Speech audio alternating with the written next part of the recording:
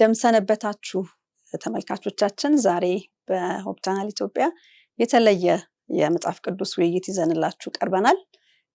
ብዙ ጊዜ የምናውቀው ወይም ደግሞ በቤተክርስቲያናችንም ሆነ በተለያየ ቦታ ልዩ መልእክት እንዳለን ሁላችንም እንረዳለንና ያ መልእክት ምንድነው የሚለውን ሁላችን በአንድነት አንድ አይነት አመለካከት እንዲኖረን በሱ ዙሪያ የምንወያየው አዲስ ውይይት ይዘንላችሁ ቀርበናል።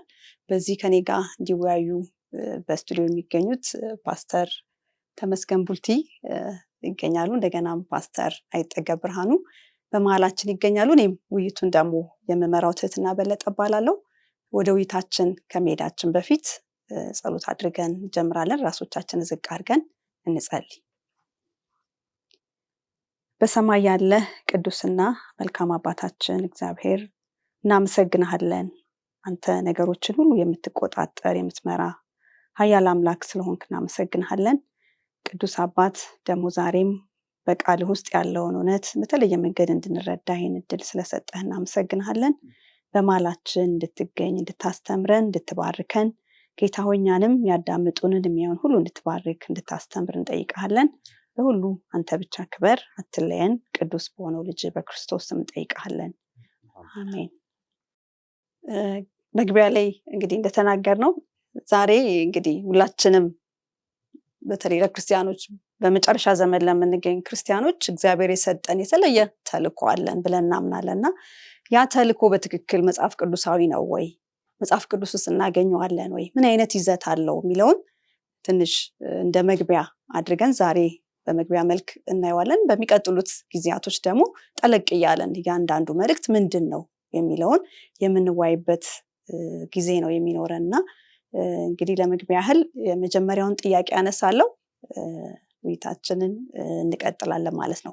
እና የመጀመሪያው ጥያቄ እንግዲህ ያ መልእክት እያለን የምንጠራው የሶስቱ መላእክት መልእክት በሚል ይታወቃል። በተለይ በእኛ ቤተክርስቲያን ሁላችንም እናውቀዋለን። የተሰጠን ተልእኮ ምንድን ነው ስንል የሶስቱ መላእክት መልእክት ብለን ነው ማንም ሰው ሲናገር የምንሰማው፣ እኛም እንናገራለን እንደዛ ብለን እና ይሄ የሶስቱ መላእክት መልእክት የሚባለው በመጽሐፍ ቅዱስ ውስጥ እናገኘዋለን ወይ? የመጀመሪያው ጥያቄ የምናገኘው ከሆነ በየትኛው ክፍል ውስጥ በመጽሐፍ ቅዱስ ውስጥ ሆኖ የትኛው ክፍል ውስጥ እናገኘዋለን? እናስ እነዚህ መልእክቶች ምንድን ናቸው የሚለውን እንደው አጠር አድርገን እንድናይ መጀመሪያ በፓስተር አይጠገብ ጀምራለሁ። እስቲ የተወሰነ ሐሳቦችን በዚህ ጉዳይ ያነሱልን። እሺ፣ እንግዲህ ይሄ የሶስቱ መላእክት መልእክት በመጽሐፍ ቅዱስ ውስጥ የሚገኝ መልእክት ነው የሚለው ሐሳብ በጣም አስፈላጊ ነገር ነው።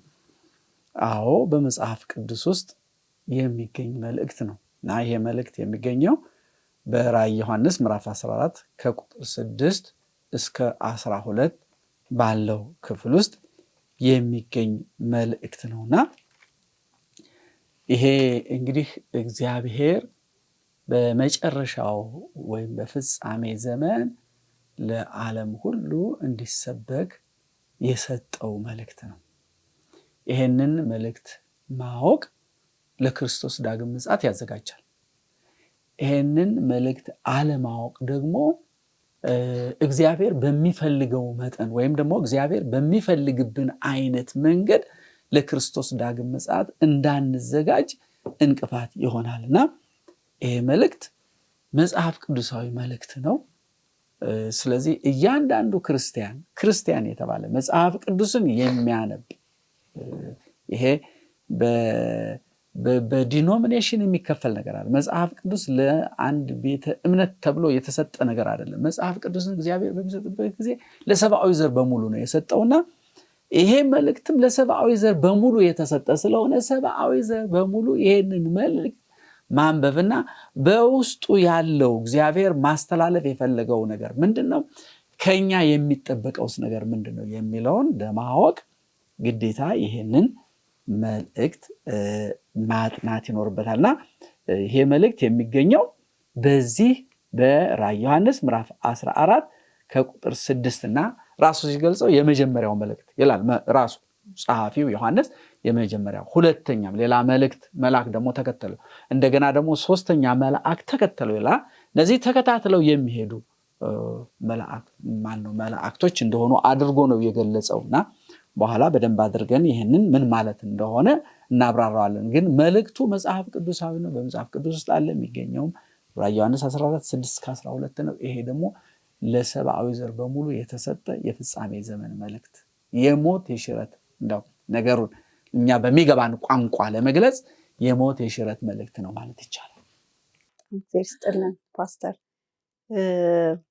ወደሚቀጥለው ጥያቄ ሂድና ምናልባት የሚጨምሩትም ካለ ፓስተር በዛ አያይዘው ይመልሱልናል። እንግዲህ ታዲያ መጽሐፍ ቅዱሳዊ ከሆነ ይሄ መልእክት መጽሐፍ ቅዱስ ውስጥም በግልጽ የሚገኝ ከሆነ ቅድም እንዳሉ በራዕይ መጽሐፍ ራዕይ ምዕራፍ 14 ከቁጥር 6 ጀምሮ የምናገኘው መልእክት እንደሆነ አይተናል።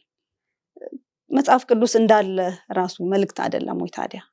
ከዛ ከመጽሐፍ ቅዱስ ውስጥ ለየት ብሎ እሱን የተለየ የሚያደርገው ነገር ምን አለ? ከቅድሙም ጥያቄ የሚቀር ካለ ሰው አካተው ፓስተር። የቅድሙን ዶክተር አይጠገብ ጥሩ አድርገው አብራርተዋል። ይሄኛው መጽሐፍ ቅዱስ እንዳለ መልእክት አይደለም ወይ ለተባለው መልእክት ነው። መጽሐፍ ቅዱስ በተለያየ ጊዜ እንደሚነገረው የደህንነት ወይም የድነት ታሪክ እግዚአብሔር ለሰው ልጆች የላከው ደብዳቤ ነው። ሰው እንዴት ከገነት እንዴት እንደተፈጠረ፣ ከየት እንደመጣን፣ ሰማይና ምድር ከየት እንደመጣ የሚናገር ከዚያ አልፎ ደግሞ ወዴት እየሄድን እንዳለ በመሃል ምን እንደተፈጠረ እግዚአብሔር ፈጠረን፣ መጨረሻ ላይ የት እንሄዳለን፣ ምን እንሆናለን የሚለውን በሙሉ በምድር ላይ ትላልቅ የሰው ልጅ ጥያቄዎችን በሙሉ የሚመልሰው የእግዚአብሔር ቃል ነው። ፊሎሶፊዎች ወይም ፍልስፍና ሁሉ የሚጠይቀው እንደምታውቁት ከየት መጣን፣ ወዴት እንሄዳለን፣ የህይወት ትርጉም ምንድን ነው፣ ኢቲክስ ምንድን ነው፣ ይህን ሁሉ የሚመልሰው መጽሐፍ ቅዱስ ነው። የፍልስፍና ጥያቄም ማለት ነው። ግን ይሄ እነዚህ ሶስቱ መላእክት መልእክቶችን ታዲያ ምንድን ነው ልዩ የሚያደርገው የሚለው ጥሩ ጥያቄ ነው። እግዚአብሔር እንግዲህ መጽሐፍ ቅዱስን ሙሉ በሙሉ እንደ መልእክት ቢልክም በየዘመኑ ደግሞ እንደየሁኔታው የሚያተኩርባቸው መልእክቶች አሉት። ቅድም እንደተባለው እነዚህ ሶስቱ መላእክት መልእክቶች በመጨረሻ ዘመን ለሚኖሩ በምድር ላይ ለሚኖሩ ህዝቦች በሙሉ ሰው ሁሉ እንዲነገር። ምክንያቱም እናነበዋለን በኋላ ይሄ ለህዝብ፣ ለነገድ፣ ለቋንቋ፣ ለወገን፣ ለሁሉም ሰው ነው። ጆሮ ያለው ሁሉ ሊሰማው የሚገባው መልእክት ነውና ይሄ መልእክት ለሁሉ ህዝብ ነው። ነገር ግን ለምንድን ነው ታዲያ ሶስቱ መላእክት መልእክት የተለየው የተባለው? በተለየ ሁኔታ የመጨረሻ ዘመን ማለት ከባድ ዘመን ነው የሚሆነው። የታላቁ ተጋድሎ ፍጻሜ ጊዜው በጣም የከረረ ነው የሚሆነው። ሰይጣን በሚችለው ሁሉ ከነመላእክቱ ይዋጋል። ሐሰትን በምድር ላይ በመዝራት ላይ በከፍተኛ ሁኔታ ይሰራል። እግዚአብሔርም ደግሞ ህዝቡን ተጠቅሞ መልእክቱን፣ ማስጠንቀቂያውን ለሰው ሁሉ ያሰራጫል። እነዚህ ሶስቱ መልእክቶች ኦልሞስት ማስጠንቀቂያዎች ናቸው ለመጨረሻ ዘመን ህዝብ። ስለዚህ በጣም አስፈላጊ ነው። ይህን ከቅድሙ ጥያቄ ጋር ትንሽ ላገናኘውና በተለይ ሰባተኛ ቀን አድቬንቲስት ቤተክርስቲያን ምን እንላለን? እግዚአብሔር እቺን ቤተክርስቲያን ያስነሳትና የላከን እነዚህን ሶስቱን መላእክት መልእክቶች በተለየ ሁኔታ ለህዝብ ሁሉ፣ ለወገን ሁሉ፣ ለቋንቋ ሁሉ ለመንገር ነው። ተልኳችን ነው። ለህዝብ ሁሉ ቢሆንም ለማንኛውም ምድር ላይ ለሚኖር ሰው የሚመለከተውም ቢሆንም ግን ደግሞ ይህንም መልእክት ለሰው ሁሉ እንዲያየው፣ ትኩረት እንዲሰጠው እግዚአብሔር አደራ ሰጥቶናል ብለን እናስባለን። እግዚአብሔር ይስጥልኝ። ፓስተር እንጨምርታለን። አዎ እውነት ነው። እንግዲህ ፓስተር ተመስገን እንዳብራራው ይሄ የመጨረሻ የማስጠንቀቂያ መልእክት ነው። እንግዲህ ማስጠንቀቂያ ስንል ማስጠንቀቂያ የሚያደርገው ምንድን ነው? ራዕይ ዮሐንስ ምዕራፍ 12 ከቁጥር 7 እስከ 12 ስናነብ እንዲያውም ቁጥር 10 ላይ ሰይጣን ጥቂት ዘመን እንዳለው አውቆ በታላቅ ኃይል ይሰራል። ዘመን የፍጻሜ ዘመን እንደቀረበ ቁጥር ማለት የዓለማችን ፍጻሜ በጣም እንደቀረበ ቁጥር ሰይጣን ደግሞ በጣም በታላቅ ኃይል ነው የሚሰራው። ልዩ ልዩ ማታለያዎችን ነው የሚጠቀመው። የሰው ልጆችን ከእግዚአብሔር መንግስት ለማስቀረት፣ ከድነት ለማስቀረት በጣም ልዩ ልዩ ዘዴዎችን ይጠቀማል። ሰይጣን በየዘመናቱ የሰው ልጆችን ሁኔታ እያየ የሚጠቀማቸው ዘዴዎች አሉት። እንዲሁ ዝም ብሎ አንድ ነገር ከመጀመሪያ ጀምሮ እንደሞኝ ይዞ የሚሄድ አይደለም። በጣም ብልህ የሆነ ጠላት ነው። ለሚያምንበት ዓላማ ሌትና ቀን ተግቶ የሚሰራ ነው። ስለዚህ እግዚአብሔር የሚፈልገው ደግሞ ሰውም ደግሞ ለድነቱ የዛኑ ያክል ብልህ መሆን አለበት እና እግዚአብሔር ማስጠንቀቂያ የሚሰጠው ምንድነው? ዘመኑ እያለቀ ሲሄድ ሰይጣን የተለያዩ ዘዴዎችን በመጠቀም በዓለም ላይ ይሰራል። ስለዚህ እነዚህን ዘዴዎች ማታውቁ ከሆነ ምን ትሆናላችሁ ነው? ትታለላላችሁ፣ ተታላችሁ ትጠፋላችሁ ነውና ስለዚህ እንዴት ነው ሰይጣን የሚሰራው የሚለውን አሁን ምን ሄድበት ነው በምን ዘዴ እንደሚያታለልና ስለዚህ ይሄ የማስጠንቀቂያ መልእክት የሚሆነው ለዚያ ነው። የመጨረሻ የማስጠንቀቂያ መልእክት ነው። ሁለተኛ ደግሞ ይህንን መልእክት የተለየ የሚያደርገው ምንድነው ያላችሁ እንደሆነ ይህም መልእክት እግዚአብሔር እንዲሰበክ ያስነሳበትን ወይም የጀመረበትን ጊዜ ስንመለከት በጣም አደገኛ ጊዜ ነበር። በዓለማችን እጅግ በጣም ከባድ የሆነ ፍልስፍና የመጣበት ይሄ ፍልስፍና ዛሬም ድረስ ዓለምን እያጠፋ ያለ ነው። ይሄ ፍልስፍና ምን የሚባል ነበር? የዝግመተ ለውጥ ኢቮሉሽን ቲዮሪ እና እንዲያውም ምንድነው የሚለው በኋላ በስፋት ነው እግዚአብሔርን ፍሩ። ሰው ይሄ ዝግመተ ለውጥ መጣና እግዚአብሔር የሚባል ነገር የለም፣ ፈጣሪ የሚባል ነገር የለም ፈጣሪ። ስለዚህ ሰው በዚህ በዝግመተ ለውጥ በሂደት ከትንሽ ነገር እያደገ እዚህ የደረሰ ነው። ፈጣሪም የለው ከተባለ እንግዲህ ሰው እሱ ራሱ ምን ሊሆን ነው? አምላክ ሊሆን ነው። አያቸው አይደለ? አሁን ችግሩ ይሄ ነው። ስለዚህ ያንን ነው እየነካለ ልዩ የሚያደርገው ይሄን መልእክት አንዱ ይሄ ነው። ሶስተኛው ደግሞ ስለ ፍርድ ነው የሚያነሳውና ፍርድ የተለየ የፍርድ ስራ የሚጀምርበት ጊዜ ነበር እና ይሄን መልእክት በጣም ልዩ የሚያደርገው ያ ነው። በኋላ ይሄንን እንዴት አይነት ፍርድ ነው? ምን አይነት ፍርድ ነው? እሱ እናነሳለን እና እግዚአብሔር ጌታችን መድኃኒታችን ኢየሱስ ክርስቶስ በቅድስተ ቅዱሳን ውስጥ የሚሰራው የፍርድ ስራ የሚጀምርበት ጊዜ ስለነበረ ያንን ነው። ሌላው ደግሞ ከዚህ ከሶስቱ መልአክ መልእክት እንግዲህ ከቁጥር 6 ነው የሚጀምረው 14-6 ከቁጥር 6 በላይ ያለው ከ1 እስከ 5 ስንመለከት ስለ 144,000 መታተም ነው። እንግዲህ ይሄ መልእክት ከዛ ጋር ተያይዞ ነው የሚመጣውና ይሄ መልእክት ከዛ ጋር ተያይዞ የመጣበት ዋናው ምንድነው? እነዚህ 144,000ን የሚያዘጋጅ መልእክት የተለየ የሚያደርገው ይሄ እና እነዚህ የመጨረሻዎቹ 144,000 የሚባሉት የሚዘጋጁት በዚህ መልእክት ለየት የሚያደርገው ይሄን መጽሐፍ ቅዱስ ውስጥ ብዙ መልእክቶች አሉ። ቅድም ፓስተር ተመስገን እንደተናገረው ብዙ መልእክቶች አሉት። በእርግጥ እነዛ መልእክቶች ሁሉ ዓላማቸው አንድ ነው። በቃ መዳን፣ የሰው ልጆች መዳን። እግዚአብሔርን ኮንሰርን የሚያደርገው ሌላ ምንም ነገር የለም። የሰው ልጆች መዳን ነውና ስለዛ የሚናገሩ ናቸው። አሁን ታዲያ በዚህ በተጋድሎ በሰይጣንና በእግዚአብሔር መካከል በሚደረገው ተጋድሎ በመጨረሻው ዘመን በዚህ ተጋድሎስ በጣም እንደ እቶን ሰዓት በሚፈትነው ተጋድሎስ ነጥረው የሚወጡ 144,000 እነዛን የሚያዘጋጀው ይሄ መልእክት ነው። ስለዚህ ለየት የሚያደርገው ምንድነው? እነዚህ ነገሮች ናቸው ለየት የሚያደርጉትና የሶስቱ መላእክት መልእክት በጣም አስፈላጊ መልእክት የምንለው ከዚህ አንፃር ነው። እግዚአብሔር ይስጥልኝ። ሁለታችሁም ጥሩ አድርጋችሁ አንስታችኋል ሐሳቦቹን። ተመልካቾችም በጣም ብዙ የተጠቀሙ እንደሆነ ተስፋ አደርጋለሁ። የሚቀጥሉትን የተወሰኑ ጥያቄዎች ብናነሳ እንደገና እንግዲህ አሁን 3 መላእክት ናቸው፣ መልእክት ይዘዋል፣ መጽሐፍ ቅዱሳዊ እንደሆነ አይተናል። አስፈላጊነቱንም ደግሞ ከሁሉም መጽሐፍ ቅዱስ ሙሉ መልእክት የነሱ ግን የመጨረሻው ዘመን መልእክት ስለሆነ አስፈላጊ እንደሆነ የተለየ ትኩረት እንደሚፈልግ ተመልክተናል። ስለዚህ እንግዲህ እነዚህ 3 መላእክቶች ማንን ነው የሚወክሉት? በትክክል መላእክት ናቸው ወይስ የሚመለከቱት ሌላ አካላት አሉ ያንን የሚመለከታቸው? ከዛ በተጨማሪ የተወሰነ ፓስተር አይጠገብ አንስታቸዋል የተወሰኑ ሐሳቦችን የያዟቸውን መልእክት በተመለከተና ይዘታቸውን ስናይ 3ቱ መላእክቶች ተመሳሳይ መልእክትን ያላቸው ወይስ የተለያየ መልእክት ነው ወይስ አንድ መልእክት ላይ የሚጨምሩት ነገር ነው ያለው የሚለውን እንደው ግልጽ ብታደርጉልን አንዳችሁ።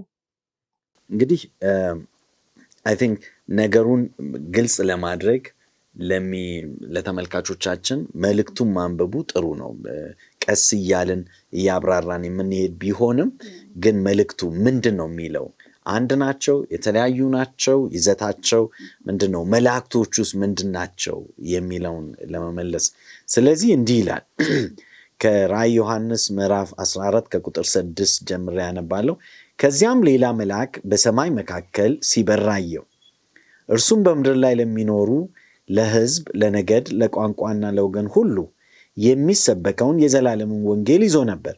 በታላቅ ድምፅም እግዚአብሔርን ፍሩ፣ ክብርንም ስጡት፣ ምክንያቱም የፍርዱ ሰዓት ደርሷል። ሰማይንና ምድርን ባህርንና የውሃ ምንጮችን ለፈጠረው ስገዱ አለ ይላል የመጀመሪያው መልእክት።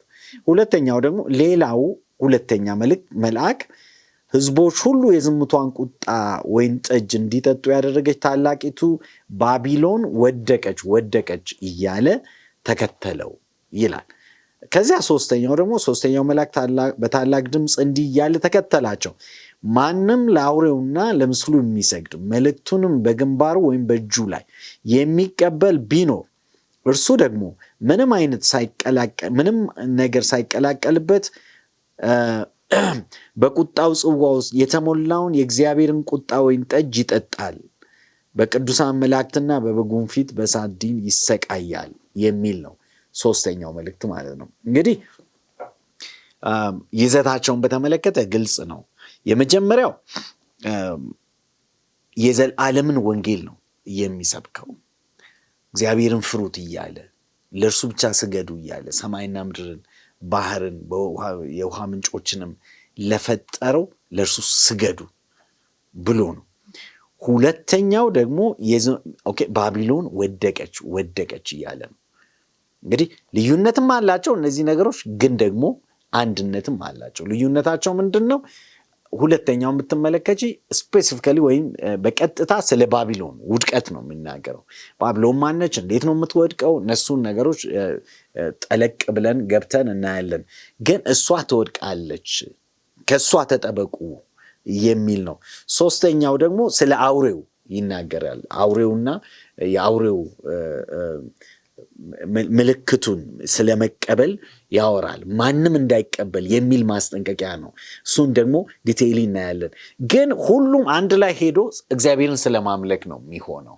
ስለዚህ አንድነትም አላቸው፣ ግን ደግሞ በአንድነት ውስጥም ደግሞ የየራሳቸው የትኩረት አቅጣጫ አላቸው ብዬ ነው የማስበው። እኔ እዚች ላይ ለመጨመር እንግዲህ መልእክቱን በተመለከተ የመጀመሪያውን መልእክት መልእክት ወጥቶ የዘላለሙን ወንጌል ሰበከ እና የዘላለሙን ወንጌል ያቀረበበት አውድ የተለየ ነው እና ሁለተኛውም ደግሞ ተከተላቸው፣ የአማርኛው ተከተላቸው ነው የሚለው። ተከተለ የሚለውን ቃል ስንመለከተኛ አንድ ሰው አስቀድሞ ሄዷል። ከዛ በኋላ ሌላኛው ደግሞ ይነሳና እሱ በሄደበት ተከትሎ ይሄዳል። እንደገና ደግሞ ሌላኛው ግን ይሄ እንደሱ አይደለም። መጽሐፍ ቅዱስ በተጻፈበት ቋንቋ መከተል ሳይሆን ማጀብ ወይም መቀላቀል ነው እና ይሄኛው መጀመሪያ መልእክቱን ይዞ እየሰበከ መጣ። ከዛ በኋላ ይሄ እየሰበከ ያለ ሁለተኛው መጣና ተቀላቀለው። ከዛ ሁለተኛውም ደግሞ ከሱ ጋር አብሮ ሶስተኛው መጣና ተቀላቀለው እና አጅበው ሄዱ። ይሄ የሚያሳየው ምንድነው? መልእክቱ አንድ መልእክት ነው፣ የዘላለም ወንጌል ነው። ነገር ግን ሶስቱ ያቀረቡት ከተለያየ አንግል ከተለያየ አውድ ነው ያቀረቡት። እዚህ መልእክቱ አንድ ነው፣ አንድ መልእክት ነው። በቃ የሶስቱ መላእክት መልእክት ስንል አንድ መልእክት ነው። ያም የዘላለም ወንጌል ነው። ያን ወንጌል ግን የመጀመሪያው መልእክት በተለየ አውድ አቅርቦታል፣ ከተለያየ ኮንቴክስት። ሁለተኛው መልእክት ደግሞ ከተለያየ አውድ ከተለያየ፣ ሶስተኛው አድርገው መልእክቱ የተሟላ ሆነ። እንዴት ነው? በቅብብሎሽ አንዳንድ ጊዜ አንዳንድ ነገር ሲያቀርቡ ሰዎች በቅብብሎሽ ያቀርባሉ አይደል? መዝሙር እንደዚህ ልክ እንደዛ ነው። በቃ ተቀባብለው ነው። ልክ ይሄኛው መልአክ እያወጀ መጣ፣ ከዛ በኋላ ከሱ ላይ ይሄኛው ጨምሮ እያወጀ ሄደ፣ ከዛ ሶስተኛው እየተቀባበሉ አንዱን መልእክት በተለያየ አውድ እየተቀባበሉ ሙሉ አድርገው አቀረቡ። ወንጌል ጠቅላላ የሶስቱን መልእክት ብትመለከቱት የአንደኛው መልአክ መልእክት ወንጌል ነው፣ የሁለተኛው መልአክ መልእክት ወንጌል ነው፣ የሶስተኛው መልአክ መልእክት ወንጌል ነው። ግን ከተለያየ አውድ ነው። ምክንያቱም በመጨረሻው ዘመን ቅድም እንደተነጋገርነው በመጨረሻው ዘመን የሚሆን ነገር አለ። የሚሆኑትን ነገሮች ከዛ ጋር አያይዘው ነው ያቀረቡት መልእክቱና ስለዚህ መልእክቱ አንድ ሆኖ ነገር ግን ከተለያየ አንግል ከተለያየ አውድ ከተለያየ አቅጣጫ መልእክቱን አሟልተው ለኛ አቀረቡልንና አሁን እነኚህ ሰዎች ይሄ መላእክቶች ነው የሚለው አይደለ? መላእክቶች ሰበኩ ነው እና መልእክቱን የሰበኩት በእርግጥ መላእክቶች ናቸው ወይ የሚለው ይሄ በጣም አስፈላጊ ነገር መታወቅ አለበትና እንግዲህ ቋንቋው መልአክ የሚለው ቃል በመጽሐፍ ቅዱስ ውስጥ ለሶስት ነገሮች ሁሉ እናገኘዋለን። መልአክ የሚለው ቃል እና አንደኛው ለምሳሌ ዮሐንስ ወንጌል ምዕራፍ 1 ቁጥር 52 ጌታችን መድኃኒታችን ኢየሱስ ክርስቶስ ምንድነው ያለው? እውነት እውነት እላችኋለሁ ሰማይ ሲከፈት የእግዚአብሔር መልአክ በሰው ልጅ ላይ ሲወጡና ሲወርዱ ታያላችሁ ይላል። ዕብራውያን ምዕራፍ 1 ቁጥር 7 ላይ ደግሞ ስናነብ ስለ መላእክቱን መናፍስት አገልጋዮችም የእሳት ነበልባል የሚያደርግ ይላል። አሁን እነዚህ መላእክቶች ምንድናቸው ያልን እንደሆነ ከሰብአዊ ፍጥረት በላይ የሆኑ እግዚአብሔርን የሚያገለግሉ የተለዩ የእግዚአብሔር ፍጥረታት ናቸው። ስለዚህ እነዚህ መላእክት ተብለዋል እና ይሄ በደንብ በግልጽ የተቀመጠ ነው። ቁጥራቸውን በተመለከተ እንዲያውም ዳንኤል ምዕራፍ 7 ቁጥር 10 ላይ ሺህ ጊዜ እልፍ ጊዜ በጣም ብዙ እንደሆኑ ነው የሚናገረው። ሁለተኛው ደግሞ መልአክ የሚለውን እንዴት መጽሐፍ ቅዱስ ተጠቅሞበታል ያልን እንደሆነ ገላትያ ምዕራፍ 4 ቁጥር 14 ላይ ገላትያ ምዕራፍ 4 ቁጥር 14 ላይ ምንድነው የሚለው?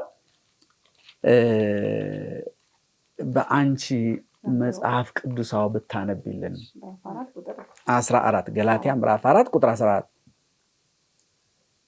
በስጋይም ፈተና የሆነባችሁን ነገር አልናቃችሁምና አልተጸየፋችሁትም፣ ነገር ግን እንደ እግዚአብሔር መልአክ አሁን እንደ ክርስቶስ ኢየሱስ ተቀበላችሁኝ እና ምንድነው የሚለው? እንደ እግዚአብሔር መልአክ እንደ ኢየሱስ ክርስቶስ እና ኢየሱስ ክርስቶስ እኛ በመናቀው አሁን ሱፐርናቹራል ቢንግ አሁን የጠቀስናቸው የዚህ አይነት መልአክ አይደለም። እና መልአክ የሚለው ቃል አሁን ለዚህ ነው የተለያየ ትርጉም አለው። ኢየሱስ ክርስቶስ ከእግዚአብሔር አብ ተልኮ መምጣቱን ለመግለጽ ነው መልአክ የተባለው። በራሱ ፈቃድ አልመጣም እና ኢየሱስ ክርስቶስ ሲመጣ በራሱ ፈቃድ ብድግ ብሎ ወደ ምድር ሄዳለሁ ሂጄ ይሄን ሰራለሁ ያን ሰራለሁ አላለም። ያንን ስራ የሰጠው እግዚአብሔር አብ ነው። የእግዚአብሔር አብን ፈቃድ ለመፈጸም ነው ወደዚህ ምድር የመጣው። ማን ነው የላከው? እግዚአብሔር አብ ነው። እግዚአብሔር አብ የሚሰራው ስራ በምድር ላይ የሚሰራው ስራ ነበረው። ያንን ስራ እንዲሰራለት ከኢየሱስ ክርስቶስ በስተቀር ሌላ ማንም ሊሰራው ስለማይችል ኢየሱስ ክርስቶስ ወደዚህ ምድር ተላከ። ኢየሱስ ክርስቶስ ሁሉ ጊዜ እኔ ምን ሆንኩ? ተልኬ መጣሁ ይላል። ከአብ ተልኬ መጣሁ ነው የሚለውና ያንን ለመግለጽ ነው። እና አንዳንድ ሰዎች ይሄንን በመውሰድ ኢየሱስ ክርስቶስን እግዚአብሔር አብ የፈጠረው ፍጥረት ነው ወደሚል አቅጣጫ፣ ይሄ አይደለም። እዚህ ላይ እንደ እግዚአብሔር መልአክ ከእግዚአብሔር ተልኮ እንደመጣ ማለት ነው አገላለጹ እና ከእግዚአብሔር ተልኮ እንደመጣ ያመለክታል። ከዛ ደግሞ ሶስተኛው ደግሞ መልአክ የሚለው ራዕይ ዮሐንስ ምዕራፍ 2 ቁጥር 1 እና 2 ምን ይላል? ቁጥር 1 እና 2 በኤፌሶን ወዳለው ወደ ቤተክርስቲያን መልአክ እንዲህ ብለህ ጻፍ፣ በቀኝ እጁ 7ቱን ከዋክብት የያዘው በ7ቱም የወርቅ መቅረዞች መካከል የሚሄደው እንዲህ ይላል፣ ስራህንና ድካምህን ትዕግስትህንም አውቃለሁ። ክፎችንም ልትታገስ እንዳትችል እንዲሁ ሳይሆኑ ሐዋርያት ነን የሚሉትን መርምረህ ሐሰተኞች ሆነው እንዳገኘሃቸው አውቃለሁ። እና አሁን እዚህ ላይ በኤፌሶን ቤተክርስቲያን ላለው መልአክ ነው የሚለው እና ይሄን መልአክ ሲናገር ስራህንና ድካምህን ይላል። እና እንግዲህ መላእክቶች ድካም አላቸው? ሰርተው ይደክማሉ? አይደክሙም። ስለዚህ አሁን እዚህ ላይ ሰርተው የሚደክሙና በቤተክርስቲያን ውስጥ ያሉ መላእክቶች እነማን ናቸው? አገልጋዮች ናቸው። የእግዚአብሔር አገልጋዮች ሰዎች ናቸው፣ ሰብአውያን ፍጥረቶች ናቸው። አሁን እነዚህን መጽሐፍ ቅዱስ መልአክ ብሏቸዋል። አሁን ስለዚህ በራዕየ ዮሐንስ ምዕራፍ 14 ቁጥር 6-12 ላይ የተገለጹት የሶስቱም መላእክት መልእክት የሚያውጁት እነዛ በዕብራውያን ምዕራፍ 1 ቁጥር 7 ላይ ያየናቸው ሰዎች ሱፐርናቹራል ቢንጎች ሳይሆኑ እግዚአብሔር የሚልካቸው የሚጠቀምባቸው ለዚህ አገልግሎት የመረጣቸው ሰብአውያን መላእክቶች፣ ሰብአውያን መልእክተኞች ናቸው። ሰብአውያን መልእክተኞች ናቸውና መልእክቱን የሚሰብኩት እነሱ ናቸውና ስለዚህ ይሄ መላእክት ተብለው የተጠቀሱት እግዚአብሔር ነው የሚልካቸው። መልእክቱን የሚቀበሉት ከእግዚአብሔር ነው። ይዘውት የሚሄዱበት የሚያደርሱት መልእክቱን የሚያደርሱላቸው ሰዎች አሉ። በዛ አውድ የተጠቀሰ ስለሆነ መላእክት በሚልበት ጊዜ እነዛ ሱፐርናቹራል ቢንግ የሆኑት በሰማይ ያሉት መላእክቶች ሳይሆኑ ይህን መልእክት የሚያውጁት እግዚአብሔር የመረጣቸው ምድራውያን ሰብአውያን አገልጋዮች ናቸው እና እነዚያ መላእክቶች ናቸው። በጣም ጥሩ ሀሳቦችን እያዝን እንደሆነ ተመልካቾችን ማስተውላለን። ጥሩ ውይይት ነበረን። አንደኛ ያነሳናቸው ከመጀመሪያ ጀምሮ እንደው ልብ ካላችሁ ይሄ መልእክት በትክክል በመጽሐፍ ቅዱስ ውስጥ ይገኛል። ሁሌ በቃ የሶስቱ መላእክት መልእክት ተልኳችን ነው እያለን እናነሳለንና በትክክል መጽሐፍ ቅዱስ ውስጥ እናገኘዋለን ወይ ቢለውን አየን። ከዛም ደግሞ መልእክቱ ከሌላው የሚለይበት ከመጽሐፍ ቅዱስ ውስጥ የሚለይበት ምክንያት የመጨረሻው ዘመን መልእክት ስለሆነ እንደሆነ አይተናል። እንደገናም ደግሞ ማንነታቸውን ስናይ አሁንም እንደተመለከትነው መላእክቶች አይደሉም። መላእክት ቢሆን የሚሰብከው እስካሁን አልቆ ነበራል ስራው ሁሉ በመላእክት ቢሆን የተሰበከው የወንጌል ነገር ግን ሰዎችን እኛን እንደሚያመላክት እስካሁን በነበረን ውይይት ዋና ዋናዎቹን አይተናል። ከዚህ በኋላ የሚቀጥሉትን እያነሳ እንደገና ውይይታችን እንቀጥላለን። ላፍታ ግን ረፍት ወስደን እንመለሳለን። ከኛ ጋር ቆዩ።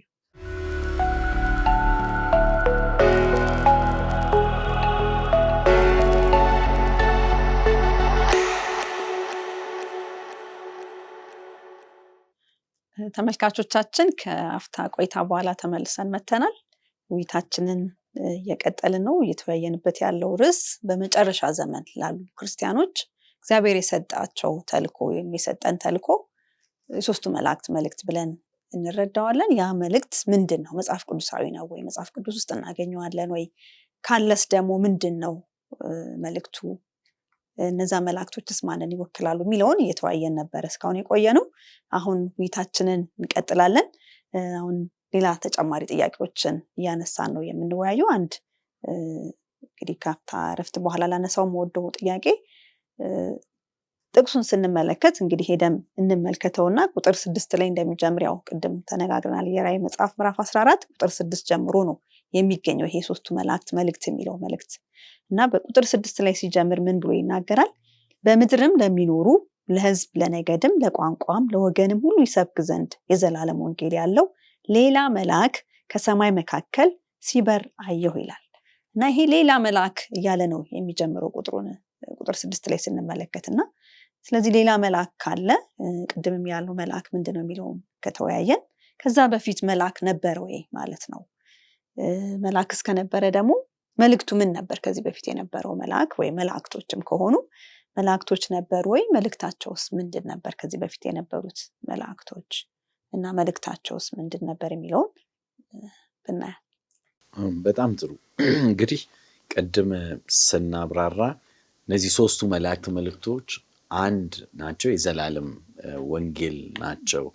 ግን ከተለያየ አቅጣጫ የተለያየ ትኩረት አድርገው ግን መጨረሻ ላይ ሙሉ የሆነ አንድ መልእክት ነው ብለናል።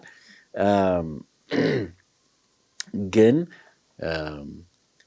በተለየ ሁኔታ ደግሞ ይሄ መልእክት ለመጨረሻ ዘመን የተሰጠ መልእክት ነው፣ ማስጠንቀቂያ ነው ብለን አንስተናል።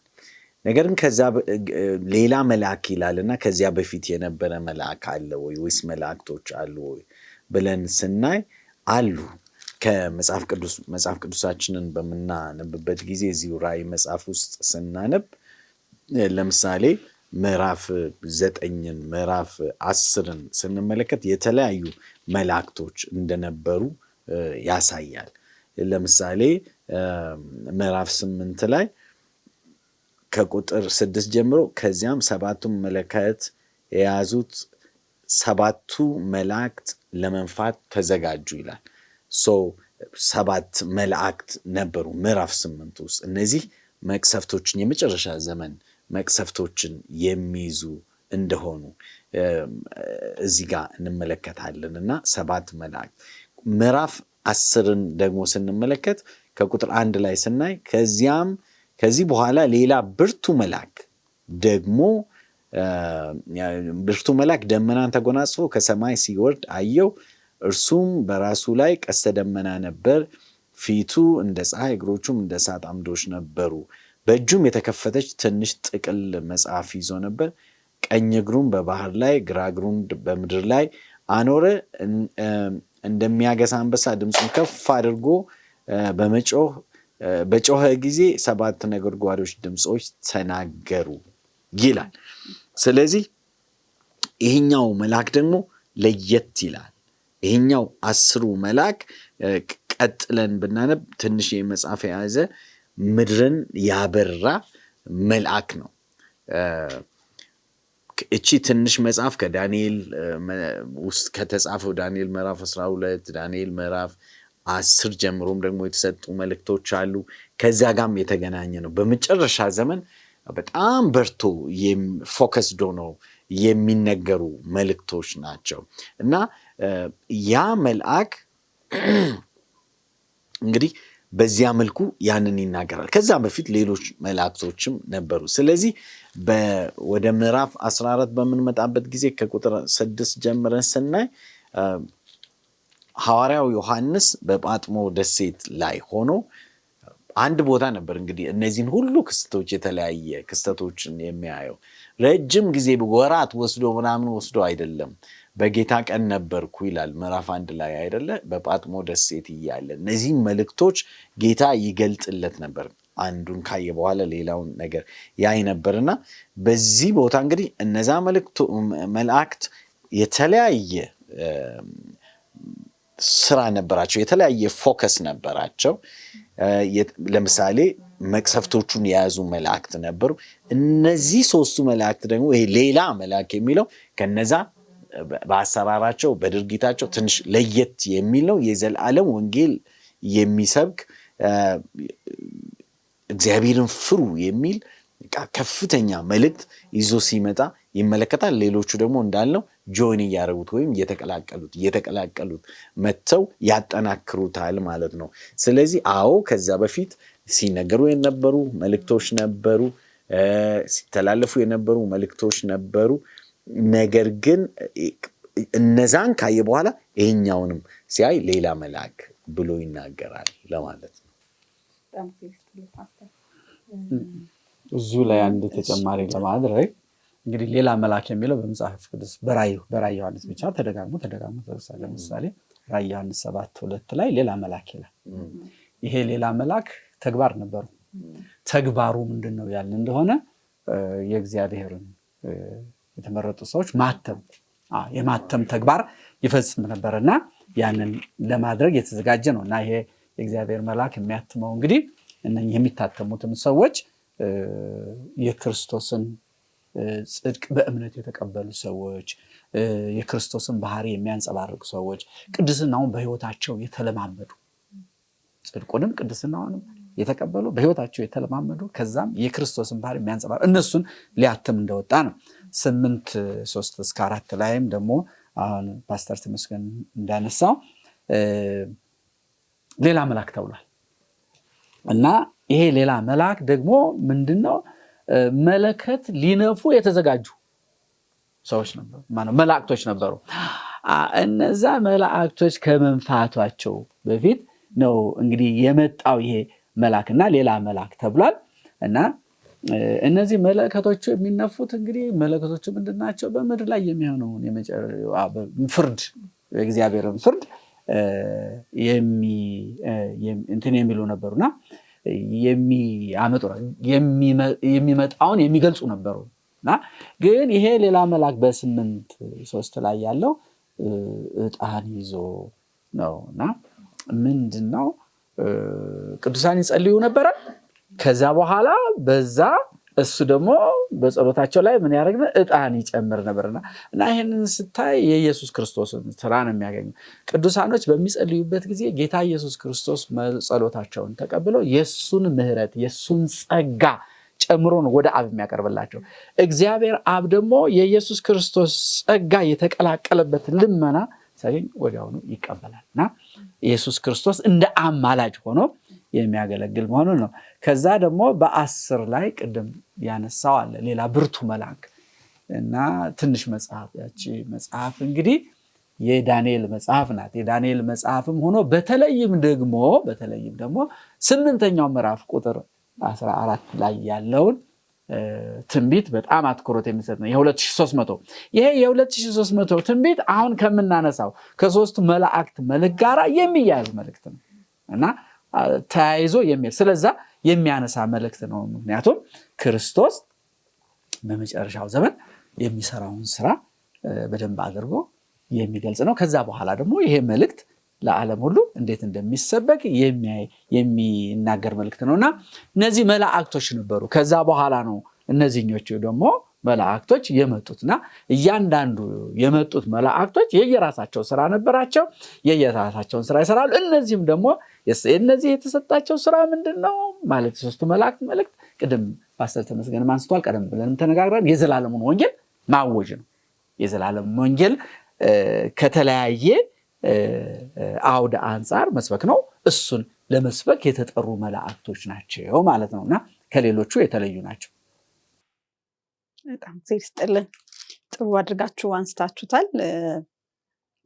ቀጥሉትን የተወሰኑ ጥያቄዎችን ጨምረን እንድንመለከት በጣም የሚያስገርመው እንግዲህ አሁን እስካሁን ካየነው ከውይይታችን አንፃር አንድ ወንጌል ግን በተለያየ በሶስት መንገድ ነው እንዲሰበክ እግዚአብሔር በዚህ በመጨረሻ ዘመን ያደረገ ያለው እና ምንድነው ዋናው ምክንያቱ? በጣም እንግዲህ እስከዛሬ ሲሰበክ አልነበረም ወይ ወንጌል? ለምንድነው አሁን በዚህ በመጨረሻ ዘመን እንደዚህ ትኩረት አድርጎ ነው በሶስት መንገድ እንዲሰበክ የፈለገው የሚለውን እንደው ስናስብ ትንሽ ጥያቄ ይፈጥርብናል በውስጣችን። በተለይ ደግሞ እንግዲህ ሲሰብኩ የነበሩት እየበረሩ እንደሆነ ቅድም እንደው ባነበብነው ጥቅስ እንኳን ሄደን ብንመለከት የመጀመሪያው መልአክ እንኳን እንዴት እንደነበረ አካሄዱ በምናይበት ጊዜ ቁጥር 6 መልሰን ብናነብ እንደዚህ ይላል። በምድር ለሚኖሩ ለሕዝብ ለነገድም ለቋንቋም ለወገንም ሁሉ ይሰብክ ዘንድ የዘላለም ወንጌል ያለው ሌላ መልአክ ከሰማይ መካከል ሲበር አየሁ ይላል። ሌላኛውም እንደተከተለው ሁለተኛውም ሶስተኛውም እንግዲህ እየበረረ ነው መከተል የሚቻለው አይደል? ስለዚህ እነሱም እየበረሩ እንደሆነ ነው ማየት የምንችለው። ግን ምን ለማድረግ ነው? አንድ ወንጌልን ለመስበክ ማለት ነው። እና ምንድነው ይሄ የሚያመላክተን? እየበረሩ መሆናቸው፣ ይሄ እንቅስቃሴያቸው የተለየ መልእክት አለው። ያ መብረራቸው ምንድነው የሚያመላክተን? እንግዲህ ለምንድነው በረሩ ነው የሚለው እና መብረራቸው ምን ነው የሚያሳየው ያልነው ትንቢተ ኢሳይያስ ምዕራፍ 40 ቁጥር 31 ላይ የእግዚአብሔር ቃል የሚናገረው ነገር አለ እና ትንቢተ ኢሳይያስ ምዕራፍ 40 ቁጥር 31 ላይ ምንድነው የሚለው? 40 ቁጥር 31 እንደዚህ ይላል። እግዚአብሔርን በመተማመን የሚጠባበቁ ግን ኃይላቸውን ያድሳሉ፣ እንደ ንስር በክንፍ ይወጣሉ፣ ይሮጣሉ አይታክቱም፣ ይሄዳሉ አይደክሙም። በጣም ጥሩ። አሁን ዕንባቆም 1:8 ላይ ደግሞ እኔ ላንብብላችሁ። ፈረሶቻቸውም ከነብር ይልቅ ፈጣኖች ናቸውና ከማታም ተኩላ ይልቅ ጨካኞች ናቸውና ፈረሶቻቸውንም ይንሳፈፋሉ፣ ከሩቅም ይመጣሉ፣ ለመብልም እንደሚቸኩል ንስር ይበራሉ። እና አሁን ይሄ መላእክቶቹ መብረራቸው ምንም ግልጽ ነው። ብዙ ጥልቅ የሆነ ወዲህና ወዲያ የምንለው ነገር አይደለም፣ ፍጥነትን የሚያመለክት ነው። እና መላእክቶቹ መብረር ነበረባቸው። ለምንድን ነው መብረር የነበረባቸው? ጊዜ ራሱ ይበራል። ጊዜ ራሱ ይበራል። በጣም በፍጥነት ነው የሚሄደው። እንዳውም የዘመኑ ፍጻሜ በደረሰ ቁጥር ጊዜ እንዳውም በጣም ነው፣ ትንቢቶቹም ቶሎ ቶሎ ነው የሚፈጸሙት። እና አሁን ይሄንን ሰብአዊ ፍጥረት አልተረዳም። እኛ ሁላችንም እናስበው ጊዜ እንዳለ ነው። በጣም ጊዜ ግን እግዚአብሔር በጣም ተጨንቋል። የተጨነቀው ምንድነው? እኛ ከምናስበው በጣም ባጠረ ሁኔታ እኛ ከምንገምተው እጅግ በጣም ባጠረ ሁኔታ የዓለማችን ፍጻሜ እንደሚመጣ እግዚአብሔር ያውቃል። ስለዚህ እግዚአብሔር የተጨነቀው ለዛ ነው መላእክቶቹ ምን እንዲሆኑ እንዲበሩ የታዘዙት። መብረር አለባቸው። ቀስ ብለው እንዲሄዱ አይደለም፣ ወክ እንዲያደርጉ አይደለም፣ እንዴ እየተራመዱ ቀስ ብለው አይደለም፣ በፍጹም በፍጥነት መሄድ አለ። ልክ ንስር እንግዲህ በዓለማችን በጣም ፈጣን ነው የሚባለው ንስር ነው አይደለ? ልክ በንስር ፍጥነት መሄድ አለባቸው። ምክንያቱም ሰይጣን ብዙ ነገሮችን በዓለም ላይ እያደረገ ነው ያለው። ያለ ረፍት እየሰራ ነው ያለው። በፍጹም ረፍት የለውም። ስለዚህ እነዚህ መልእክቶች ቶሎ ለዓለም ህብረተሰብ ካልደረሱ ሰይጣን አድቫንቴጁን ይወስዳል። አዛ በኋላ ወንጌልን እናዳርስ ብንል ከባድ ነው የሚሆነው፣ አስቸጋሪ ነው የሚሆነው። ለምን? መንገዱን እሱ ቀድሞ ምን ያደርገዋል? ያጥረውና በቀላሉ መልእክቱ ለሰዎች ደርሶ ሰዎች ብዙዎች መዳን የሚችሉበት ሁኔታ ሊፈጠር ሲችል በቀስታ የተባለ እንደሆነ ሰይጣን አድቫንቴጁን ይጠቀምበትና ጊዜውን በሙሉ መልእክት የሚሰራበትን መንገድ በሙሉ ይዘጋዋል። ለዚህ ነው ሰይጣን ያንን ሳያደርግ ሁኔታዎች በጣም ሳይዘገዩ አሁን ያለውን እድል በቃ ልንጠቀም ጳውሎስ እንደዛ ነው የሚለው ኤፌሶን ውስጥ ጊዜያችሁን በአግባቡ ነው የሚለው፣ በአግባቡ ተጠቀሙ ነው የሚለው። ዘመኑን ዋጁ ነው የሚለው። ዘመኑን ዋጁ ለኛ ቋንቋው ትንሽ ምንድነው? ጊዜያችሁ ልትጠቀሙበት የምትችሉትን ያክል ነው ያ ቋንቋ። ልትጠቀሙበት የሚገባችሁን ያክል ተጠቀሙበት።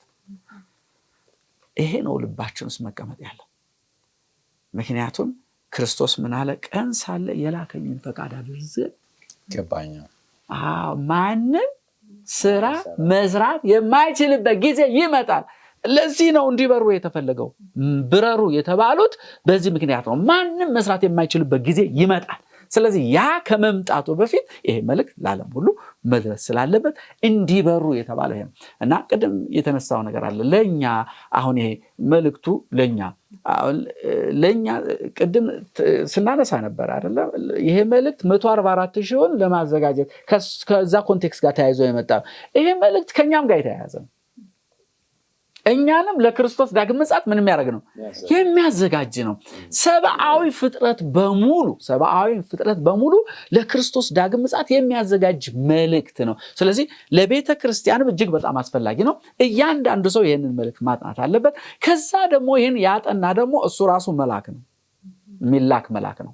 መልእክቱን ለሌሎች እንዲያደርስ የሚላክ መልአክ ያወቀ ሁሉ ይሄን ያወቀውን ለሌሎች የማድረስ ኃላፊነት እግዚአብሔር የሰጠው ስለሆነ በምንችለው ፍጥነት ይሄ መልእክት ለዓለም መድረስ አለበት ማለትና መብረራቸው የሚያመለክተው ፍጥነት ነው የሚያመለክተው። ትንሽ ለመጨመር ያክል ይህን መልእክት በምናስብበት ጊዜ ከታላቅ ተጋድሎ አውድ ማየት አለብን። ትልቅ ተጋድሎ ነው እየተካሄደ ያለው። እግዚአብሔር ሰዎችን ለማዳን ያልፈነቀለው ድንጋይ የለም። ልጁን ኢየሱስ ክርስቶስን እስከ መስጠት ድረስ በቃ ጌታ ሞቷል ብሎም ቁጭ አላለም። እግዚአብሔር በመንፈስ ቅዱሱ አማካኝነት ሰዎችን እየቀሰቀሰ ሁኔታዎችን እያመቻቸ አሁን ሰው ሁሉ ወንጌል እንዲሰማ እግዚአብሔር በር ከፈተ። አሁን በቴሌቪዥን መታየቱ፣ በሬዲዮ መሰማቱ፣ በኢንተርኔት መሰማቱ እግዚአብሔር በር ከፍቷል። ታላቅ ተጋድሎ ነው ያለው። ይሄ መልእክት የምንተኛበት መልእክት አይደለም።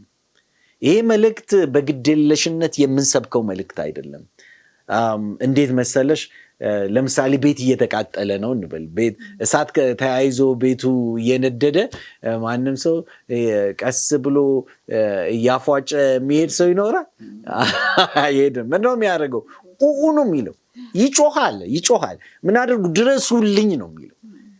ጎረቤት ምንድን ነው ብሎ ዝም ብሎ ይቆማል? አይደለም። ቤት እየተቃጠለ ነው። ስለዚህ ያገኘውን ነገር አፈር ያገኘ አፈር፣ ውሃ ያገኘ ውሃ፣ የዛፍ ቅርንጫፍ ያገኘ በዛ በቅጠል ሊያጠፋ የሚችለውን ሁሉ ያደርጋል። እንደዛ አይነት አስቸኳይ ጉዳይ ላይ ነው ያለ ነው። እግዚአብሔር እንደዛ ነው የሚያየው። ይህ መልእክት ለእግዚአብሔር ለመልእክተኞቹም ለእግዚአብሔር ሕዝብም ይሄ ነገር ይሄን ያክል ከፍተኛ አስቸኳይ በከፍተኛ ሁኔታ አስቸኳይ የሆነ መልእክት ነው። ይሄ በእግዚአብሔር አንጻር ነው። በሰይጣን አንጻር ደግሞ ሰይጣን በከፍተኛ ሁኔታ እየሰራ ነው። ቅድም እንደተባለው በከፍተኛ ሁኔታ ቅድም የተጠቀሰው ጥቅስ ራእይ ምዕራፍ 12 ቁጥር 12 ላይ ምን ይላል? ስለዚህ ሰማያት ሆይ በውስጣቸውም የምትኖሩ ሁሉ ሆይ ደስ ይበላችሁ፣ ምድርና ባህር ግን ወየውላችሁ ይላል። ምክንያቱም ዲያብሎስ ጥቂት ዘመን ብቻ እንደቀረው ስላወቀ በታላቅ ቁጣ ተሞልቶ ወደ እናንተ ወርዷል ይላል።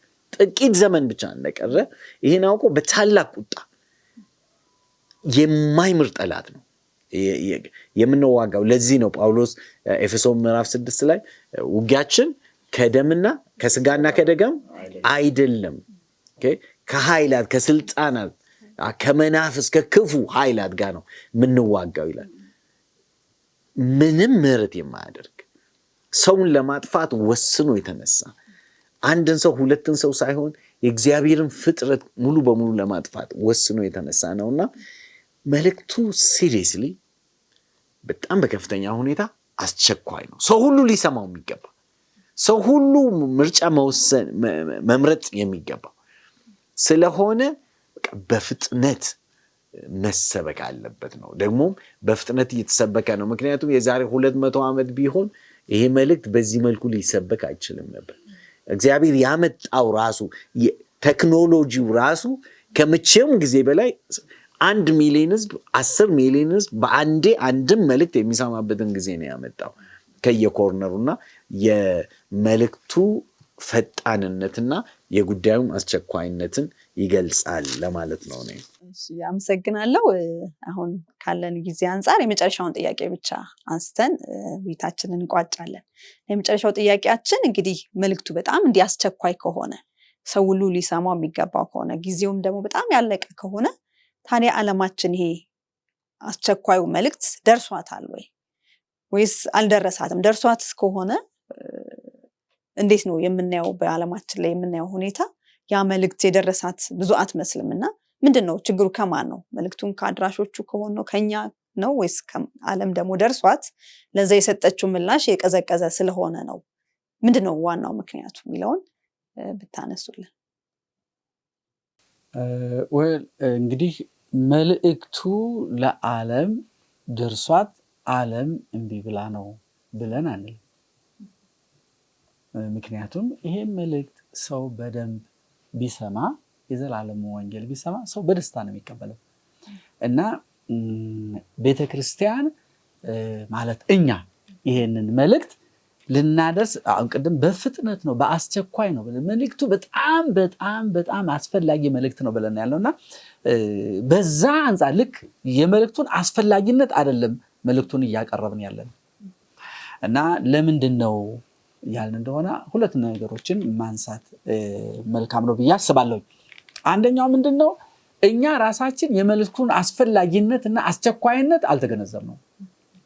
አንዱ ችግር የፈጠረው እኛ መልእክት አድራሾቹ ምን ባለው እኛ የመልእክቱን ማን ነው የትኛው አድቬንቲስት ነው አሁን ስለዚህ ስለ ሶስቱ መላእክት መልእክት እየመረመረ ያጠና ያለው የትኛው አድቬንቲስት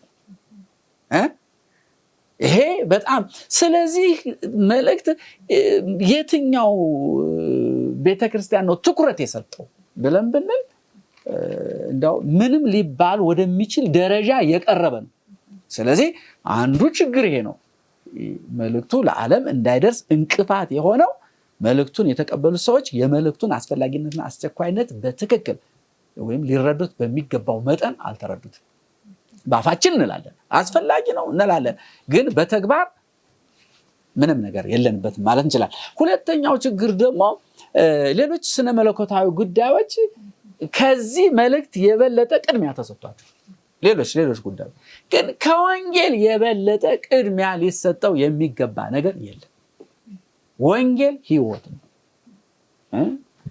ስለዚህ ይሄ የዘላለም ወንጌል መሰበክ አለበት። ምክንያቱም የምንድነው ወንጌልን አውቀን ሰምተን ነው የምንድነው እንጂ ሌላ በእርግጥ ሌሎችም የስነ መለኮት ጉዳዮች እነሱም ልክ ነው ከድነታችን ጋር የተያያዙ ናቸው። ነገር ግን ይሄ የዘላለሙን ወንጌል ግን በደንብ አድርገን ማወቅ እሱ ነውና ቅድሚያ ትኩረት ሊሰጠው የሚገባው እሱ ነበረ። ሌሎች ነገሮች አሁን ቅድሚያው እየተሰጣቸው በእነዛ ላይ ትኩረት እየተደረገ ይሄ የዘላለሙ ወንጌል ሊሰበክ የሚገባው ሊጠና የሚገባው ሊመረመር የሚገባውን ያክል አልተመረመረም። በእነዚህ ምክንያቶች እኛ ራሳችን ስላልተዘጋጀን ዓለምንም ለማዘጋጀት አልቻልንም። እኔ መጨመር ፈልገው እንግዲህ ፓስተር ከቤተክርስቲያን አንጻር አንስተዋል። ከአጠቃላይ ከዓለም ህዝብ አንጻር ደግሞ ስናይ ህዝቡ ሰምቷል ይህን መልእክት ካልን በጣም ጥቂት ሰው ነው የሰማው። እውነት ለመናገር በቢሊዮኖች የሚቆጠሩ ሰዎች እንኳን ይሄን ጥልቅ የሆነ መልእክት ተውና ክርስቶስ የሚለውን ስም የማያውቁ በቢሊዮኖች የሚቆጠሩ ሰዎች አሉ።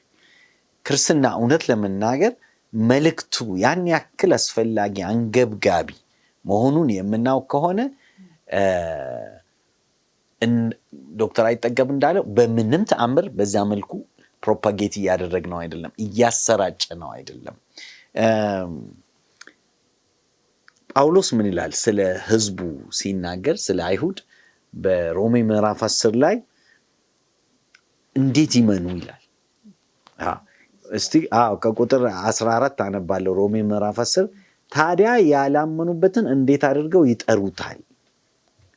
ስለ እርሱ ሳይሰሙ እንዴት ያምኑበታል? ሰባኪ ሳይኖር እንዴት መስማት ይችላሉ ይላል። ስለዚህ አብዛኛው የዓለም ህዝብ ይህን ነገር ሪሊ ያን ያክል አስፈላጊነቱን አልሰማም። እውነት ለመናገር አንድ እሱ ነው። ሁለተኛው ደግሞ ምን አድርጓል ሰይጣን? አብዛኛው ህዝብ ለምሳሌ ክርስቲያኑን ዓለም ልውሰድ። ክርስቲያኑ ዓለም የራእይ መጽሐፍን የተዘጋ መጽሐፍ ነው፣ አሁን አያስፈልግም። ቅርብ ጊዜ ከአንድ ወንድም ጋር እነጋገር ነበርና ረጅም እድሜውን የጨረሰው በሌላ በአብያተ ክርስቲያናት አገልግሎት ውስጥ ነው፣ በሌላ አብያተ ክርስቲያናት ከነዛ ውስጥ በአንዱና ሲነግረኝ ምን አለ? አሁን ከራእይ ምዕራፍ 4 ጀምሮ ለመጨረሻ በኋላ ከሚሊኒየም በኋላ ነው እንጂ ይሄ ነገር አሁን አያስፈልግም ብለን ነው የምናምነው የነበረው አለ። በጣም ነው የሚገርመው ሰይጣን ምን ያክል ይህን አንገብጋቢ መልእክት ምን አድርጓል? የሰው አእምሮ እንዳይመለከተው እንዳያየው አስፈላጊ አይደለም፣ ከኛ ውጪ ነው፣ እነዚህ ለእስራኤል ብቻ ነው ያለኝ። ከምዕራፍ 4 ጀምሮ ያለው ለእስራኤላውያን በኋላ መሲሁ በቃ ወደ ምድር ሲመለስ ስፔሲፊካሊ ለእስራኤል ልዩ ጊዜ ይሰጣል፣ ያኔ ነው እንጂ እኛን አይመለከተንም ብለን ነው ምናምን የነበር ነው አለኝ። በጣም ነው የገረመኝ። ስለዚህ ምን ለማለት ፈልጌ ነው? ሰይጣን ምን አድርጓል? በቃ የሰዎችን አእምሮ ሸብቦ በእነዚህ ጉዳዮች ላይ ትኩረት እንዳያደርጉ ነው ያደረገው። አዎ ክርስቶስ ኢየሱስ ይሰበካል፣ ጥሩ ነው። ክርስቶስ ኢየሱስ መሰበክ አለበት፣ እሱ ነው ወንጌል፣ እውነት ነው። ነገር ግን ደግሞ በዚያው ልክ የእግዚአብሔር ቃል ውስጥ የተቀመጡት የሰይጣን ማታለያዎችም መገለጥ አለባቸው። ጳውሎስ ተሰሎንቄ ውስጥ ይናገራል። እንገልጠዋለን፣ የዲያብሎስን ስራ እንገልጠዋለን ይላል። መገለጥ አለበት፣ ማፈር አለበት፣ ሰው ከዛ መርዝ መጠንቀቅ አለበት። ስለዚህ ይህ ነገር ዓለምን መድረስ ያለበት ያክል አልደረሰም። እውነት ለመናገር ይሄ በወንጌል አምናለሁ የሚል ሰው ሁሉ ከፍተኛ ኃላፊነት አለብን ሁላችንም ብዬ አምናለሁ። እግዚአብሔር ይስጥልን ሁለታችሁም፣ እግዚአብሔር ይባርካችሁ። ተመልካቾቻችንም ጥሩ ግባቶችን እንዳገኛችሁ ተስፋ እናደርጋለን። ምክንያቱም ዛሬ ያነሳነው በጣም ወሳኝ የሆነ ርዕስ ነው። ስንወያይ እንደነበረ እንደተመለከታችሁት ብዙ ጊዜ ሁላችንም እንደምናውቀው ተልእኮ አለን፣ በተለይ ለክርስቲያኖች ተልእኮ አለን ብለን እናምናለን። በዚህ በመጨረሻ ዘመን ገጣሚ የሆነ መልእክት እግዚአብሔር ሰጥቶናል ብለን እናምናለን እና ያንን መልእክት የምናገኘው በራዕይ ምዕራፍ 14 ከቁጥር 6 ጀምሮ እንደሆነ ተመልክተናል። ያም ደግሞ የሶስቱ መላእክት መልእክት ነው። ያ መልእክት ሌላ የተለየ እነ ጴጥሮስ እነ ጳውሎስ ከሰበኩት ወንጌል የተለየ ወንጌል ሆኖ ሳይሆን ግን የዘላለም ወንጌል ነው። ግን በመጨረሻው ዘመን ሊሰበክ በሚገባው መጠን በተለያየ አውድ በተለያየ መንገድ ሰዎች ልንረዳው በሚገባ መልኩ እግዚአብሔር ያዘጋጀልን የመጨረሻ ወሳኝ መልእክት እንደሆነ እስካሁን በነበረን ውይይት አይተናል። መልእክቶቹስ ወይም መላእክቶቹ ማናቸው ማንን ይወክላሉ የሚለውንም ተመልክተን ነበር። ማንንም ሳይሆን እኛ ራሳችንን ያንዳንዳችን ያንን መልእክት የተቀበልን ይህን የዘላለምን ወንጌል ያስተዋልን ሁሉ የዛ ወንጌል መልእክተኞች እንደሆንን ተረድተናል። እንደገናም ደግሞ አስቸኳይነቱን በመጨረሻ አይተናል። የወንጌል በተለይ በዚህ በመጨረሻ ዘመን ነገሮች እየፈጠኑ በሚሄዱበት ጊዜ ሰይጣን የመጨረሻ ጊዜ እንዳለው አውቆ ይፈጥናል። እኛም ደግሞ ከዛ በፈጠነ መልኩ ልንፈጥን እንደሚገባ ወሳኝ መልእክት እንደያዝን ልንረዳ እንደሚገባ ካለን ውይይቶች ተገንዝበናል ማለት ነውና መጨረሻም ላይ ያነሳነው እንግዲህ ዓለማችን አልሰማችም አይደል? የሰማች አትመስልም። ምክንያቱም ምናልባት ሰባኪዎች የሆኑን እኛ ያመንን ሰዎች እንደሚገባ ያንን መልእክት አስቸኳይነቱን ተረድተን እያስተላለፍን አይደለም።